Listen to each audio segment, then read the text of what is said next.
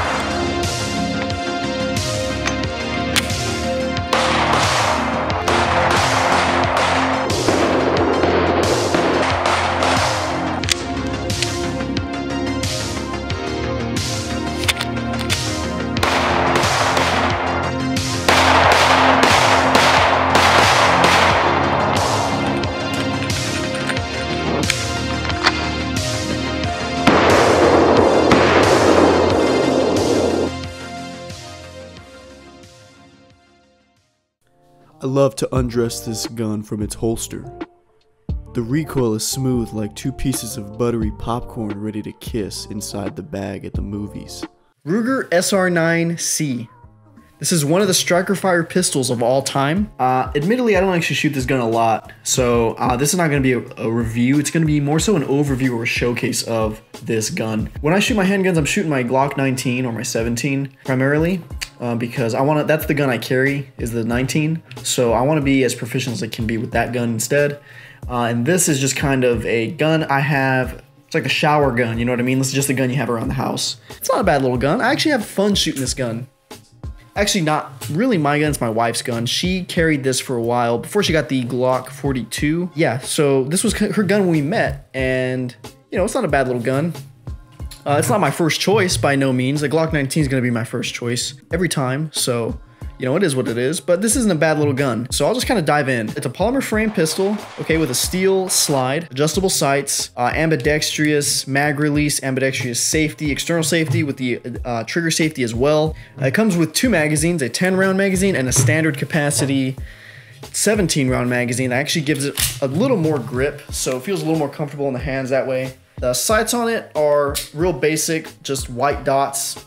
They're not night sights or anything like that. They actually don't make it anymore. Ruger had stopped making the SR series of handguns and switched over to the Ruger security pistols. So you can probably find these, you know, different places around, online gun broker if you want to pay like $900 for it, but that is an option. Just kind of shooting this gun, my thoughts on it. One thing I don't like about the gun off the bat is that when the magazine, for whatever reason, let's say you accidentally bump the mag release and the magazine is just kind of sitting out, right? If you have one round in the chamber and you go to fire that gun, it's not going to go off because there's a magazine disconnect. The magazine has to be fully seated in the handgun for it to actually fire. So this is not true for, say, a Glock 19 where you can put one round in the chamber, fire it, you know, with no magazine in it and be fine. Now, for a self-defense carry gun, is that important? I think that that's kind of something that's important because you don't know what's going to happen in a stressful situation. For whatever reason, bump that mag release and it's kind of sitting out, and now you have at least one round. In most firearms, you're not going to have that with this gun because of the magazine disconnect. Now, I've been reading about it online, people do take that part out of the gun. I have personally not done that because I have not made this my everyday carry pistol. If I was gonna make this my everyday carry, then that's something I would probably consider. I've also heard reports of the plastic guide rod, people replacing that because it breaks. That's something to consider. When this gun first came out, it had a lot of problems. Oh my God, bro. Oh, hell no, man. They had corrected a lot of these issues. Something I didn't mention in the original video, but that I want to talk about briefly, is the reason that there's a magazine disconnect and the trigger safety on this gun is because of those problems that occurred when the gun first came out. There were instances of the gun being dropped when off safe and firing. So from October 2007 to April 2008, Ruger had recalled the pistols, and then they redesigned the new trigger group and corrected the issue. So these new Ruger SR9s are not going to have those problems that the first ones did.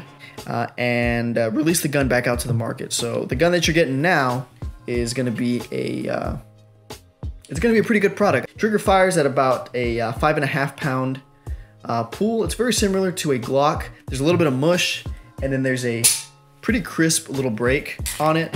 So it does feel pretty good, and it is very similar to a Glock. I still prefer my 19 trigger over this one, but it's not a bad little trigger. After that, I would say the magwell is something else I wasn't a huge fan of. When you have rounds loaded in the mag and the follower is down, you can go to do a reload, and sometimes it'll catch on this little portion of the magazine. And since the magwell isn't flared or anything, it's a little bit, you gotta be a little more precise. It's not something you can't train though, so it's not a big deal. It's very controllable. The recoil's not bad at all for being a compact gun. Not that it's 9mm, so it's not gonna be bad anyway. But it's a fun little gun to shoot, I have to say. But it really doesn't reinvent the wheel or anything like that, because it's just a basic striker-fire pistol.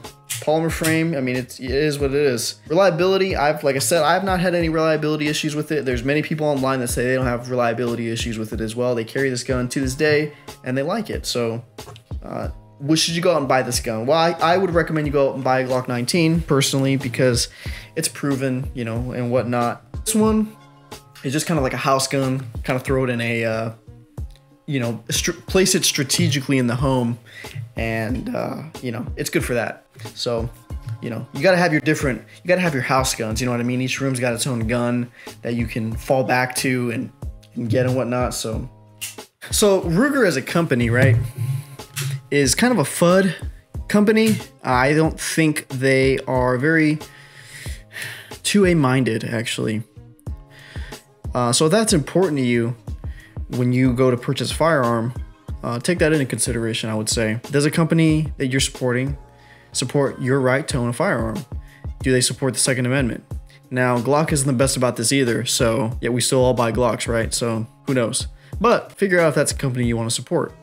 Thanks for coming to the channel. Thanks for watching, and I got more stuff coming, so stay tuned. Ring that bell, subscribe, and enjoy the show.